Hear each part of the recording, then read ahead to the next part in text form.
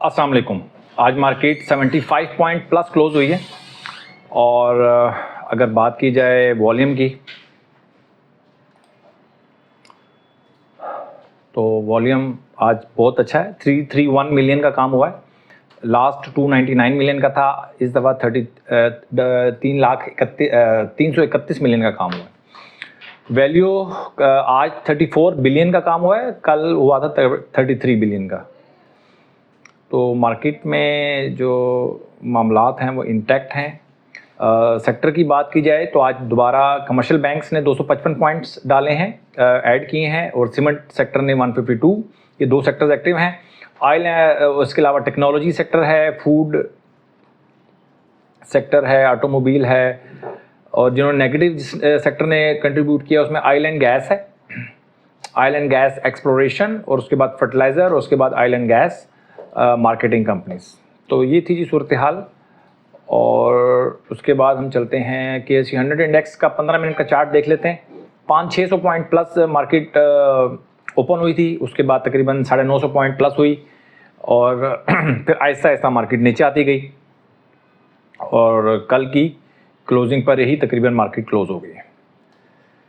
तो ये थी जी सूरत हाल। इसके बाद हम सीधा चलते हैं शीट की तरफ। और शीट क्या कह रही है, आज मैंने सुपर ट्रेंड की नई लिस्ट भी बना ली है। तो कैटेगरी A प्लस में ये स्टॉक्स हैं, और कैटेगरी A में तकरीबन देख लें हम 34 स्टॉक्स हैं कैटेगरी A और A प्लस में, और कैटेगरी D और D माइनस में स्टॉक्स 32 हैं। कांटे का मुकाबला चल रहा है जी। और इसके अलावा C और B और C में भी तकरीबन 35 हैं। तो यानी कि तीनों कैटेगरीज तकरीबन हमारी जो हैं वो उसमें बराबर बराबर के स्टॉक्स चल रहे हैं। अच्छा जी, आज जो कैटेगरी A में जो स्टॉक्स आए हैं उसमें AGP है, गाल है, पावर है, फौजी सीमेंट है, कैल है। और A प्लस में जो नए आए हैं यानी कि B और C से जो A में शिफ्ट हुए हैं वो बैंक अल्फला है, INIL है, और A से A प्लस में जो गए हैं उनमें NATF है, HBL है, पायनियर सीमेंट है, और साजगार है। अच्छा जी, आज जो स्टॉक्स, अच्छा इसके बाद ये मैंने बना ली है जी सुपर ट्रेंड वाली हमारी जो है ये रिपोर्ट। ये है जी हमारे पास, ये स्टॉक्स हैं मेरे पास जो मैंने ग्रीन हाईलाइट किए हैं, ये सुपर ट्रेंड में स्टॉक्स हैं, और ये येलो वाले जो हैं ये मेरे इमर्जिंग स्टॉक्स हैं A कैटेगरी के, और ये बाकी जो 3 स्टॉक्स हैं वो हमारे इमर्जिंग स्टॉक्स हैं बट B कैटेगरी के। आज जो चीज़ डिस्कस करने वाली है वो है बैंक अल्फला। मैं चार्ट साथ साथ डिस्कस करता रहता हूँ, और कुछ सीखने के लिए भी आज बहुत कुछ है। अगर हम बैंक अल्फला की बात करें तो बैंक अल्फला को आप देख सकते हैं जी। सीखने की बात इसमें ये है कि देखें इसकी RSI क्लोज, इसकी जो हमारी अलर्ट कैंडल बनी थी वो बनी थी 7 अगस्त को। 91.69 के हाई के ऊपर हमने बाय करना था। नेक्स्ट डे वो बाइंग ट्रिगर नहीं हुई, और उससे अगले दिन भी बाइंग ट्रिगर नहीं हुई। आज उसकी बाइंग ट्रिगर हो गई है, यानी कि मैंने आपको बोला है कि 2 से 3 दिन आप अपनी कैंडल को ज़िंदा रख सकते हैं, ठीक है। उसका फ़ायदा ये होना था कि 91.70 पे तकरीबन आपको बाय हो जाना था, और 94 भाव है। बट आज आप दोबारा इसकी अलर्ट कैंडल बन गई है, तो आप दोबारा एंटर हो सकते हैं। 95.64 क्रॉस करे तो अब आप बाय करेंगे, और अगला जो पड़ा हुआ है वो 96.90, यानी कि 97 रुपये से ऊपर ये बहुत स्ट्रॉन्ग हो जाएगा। 97 थोड़ा टेस्ट करेगा, लेकिन अगर ये क्रॉस कर जाता है तो फिर अच्छा बैंक अल्फला परफॉर्म कर सकता है। तो अलर्ट कैंडल जब बन जाती है 2 से 3 दिन 4 दिन आप उसको ज़िंदा रख सकते हैं कि RSI जो है वो उसका 55 से नीचे ना चला जाए। लेकिन इस केस में तो RSI नीचे चला गया था, लेकिन फिर भी आप उसको ये मर्जी होती है 55 से नीचे चला जाए तो RSI आप उसको अलर्ट कैंडल को स्किप कर दें। ज़िंदा रखें तो मेरे से 2 से 3 दिन 4 दिन भी आप ज़िंदा रखें तो कोई प्रॉब्लम नहीं होगी आपको, अगर आप जल्दी एंट्री चाहते हैं तो। ये जी बैंक अल्फला का। इसके बाद GATM की बात करें तो GATM का भी वो सेम सिचुएशन है। GATM की अलर्ट कैंडल बनी थी तकरीबन 7 अगस्त को ही बनी थी और नेक्स्ट डे इसकी बाइंग ट्रिगर हो गई थी 34.41, आज 34.86 है। तो GATM गोल एमड टेक्सटाइल अगर आपके है उसमें वॉच लिस्ट में है तो आपके पास होना चाहिए। आपके पास नहीं है इसका मतलब है कि वो आपकी वॉच लिस्ट में नहीं है, और अगर आपकी वॉच लिस्ट में है इसका मतलब है कि आप उसमें TKT में काम नहीं कर रहे। ठीक हो गया जी। इसके बाद है हमारे पास INIL की बात की जाए तो आज इसकी अलर्ट कैंडल बनी है इसकी, ठीक है, अलर्ट कैंडल बन गई है इसकी और 194 रुपये 50 पैसे से ऊपर आप इसके अंदर बाय करेंगे, और अगर ये 199 क्रॉस कर गया तो एक अच्छी खासी जो है ना आपको मूव दे सकता है। आज इसके अंदर अच्छी खासी बाइंग हुई है जी, और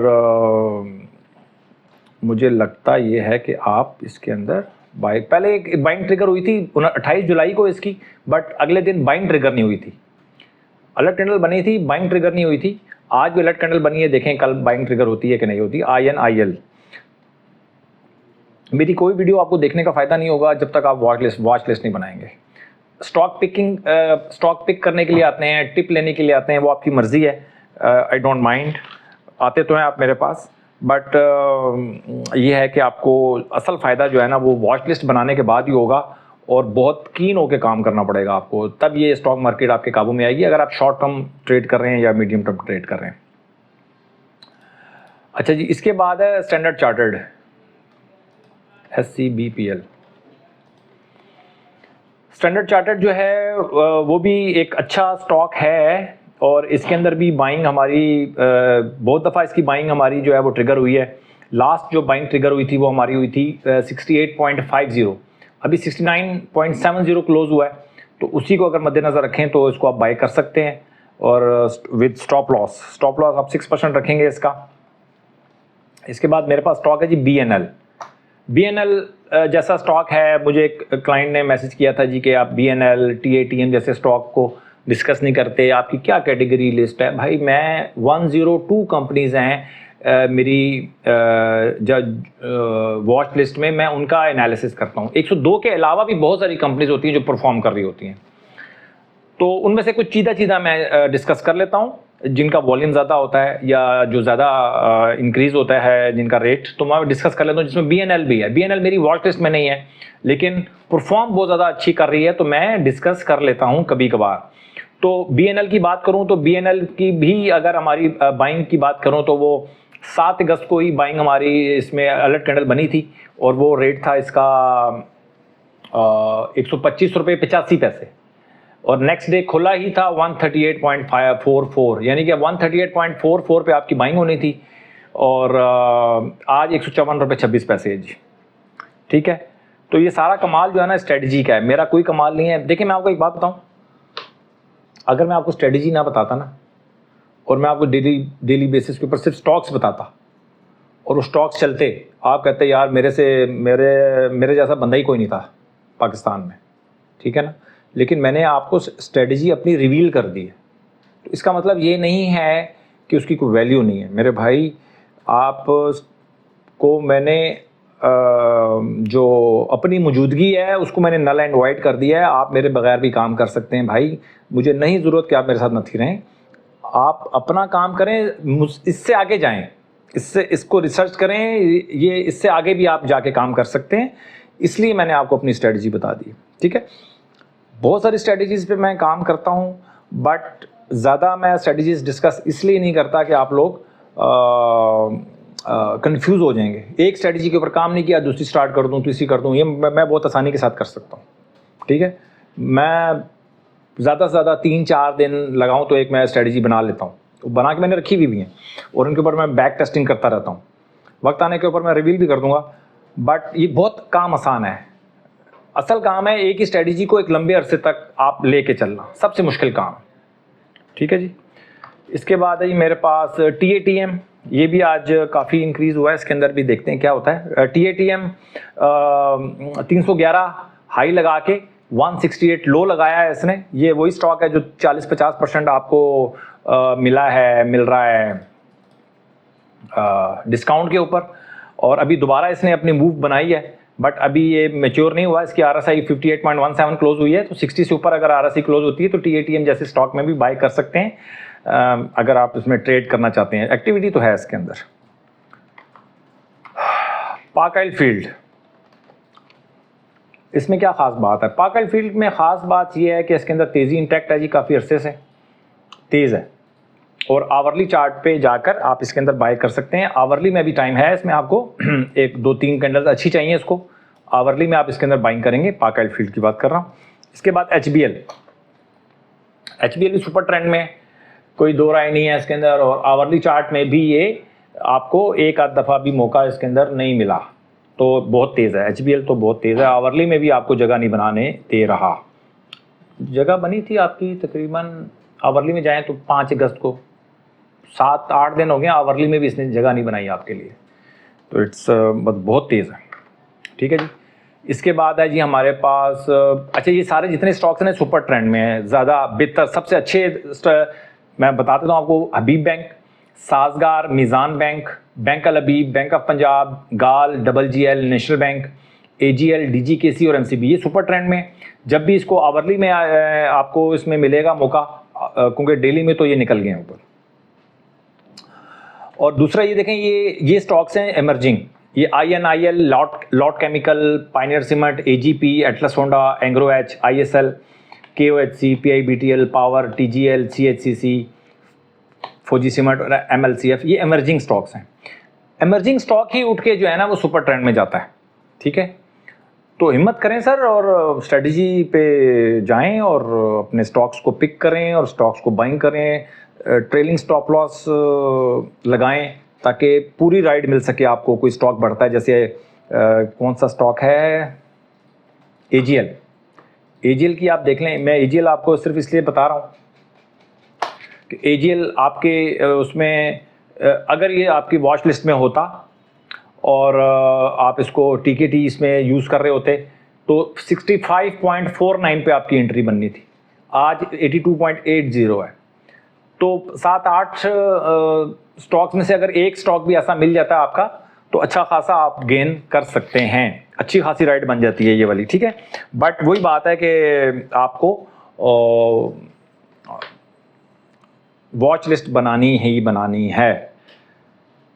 वॉच लिस्ट बनाएंगे, उसके बाद फिर दूसरा काम शुरू होगा, वो है TKT के ऊपर उसको अडॉप्ट करना, उसको एग्जीक्यूट करना। वो भी बड़ा मुश्किल काम है। ये दोनों काम बड़े मुश्किल हैं यार, आप क्या कर सकते हैं। आपको ये काम ये मुश्किल काम आपने अगर कर लिया ना मेरे भाई, बाकी सारे काम आसान हो जाएंगे आपके लिए। ये काम अगर आप नहीं करेंगे तो सारी ज़िंदगी स्टॉक मार्केट को पकड़ते रह जाएंगे, स्टॉक मार्केट आपके काबू में नहीं आएगी। कुछ दिनों के लिए अगर आ भी जाती है ना, तो उसके बाद वो ऐसा स्लिप होगी आपके हाथ से, आपको पता भी नहीं चलेगा। ठीक है जी। और इसके अलावा कुछ ख़ास मुझे नहीं लगता कि मैं मतलब डिस्कस करने के लिए तो मैं स्टॉक से डिस्कस कर सकता हूँ, बट मैंने आपके सामने फ़िल्टर करके चीज़ों को मैंने डिस्कस कर लिया है। तो अब मैं आपको वैसे अब वो वॉल्यूम वाइज एक चीज़ रह गई है, वो मैं बता देता हूँ आपको। अनाउंसमेंट आज नहीं थी, इसलिए मैंने वो डिस्कस नहीं की, और न्यूज़ मैंने आज कोई ख़ास देखी नहीं।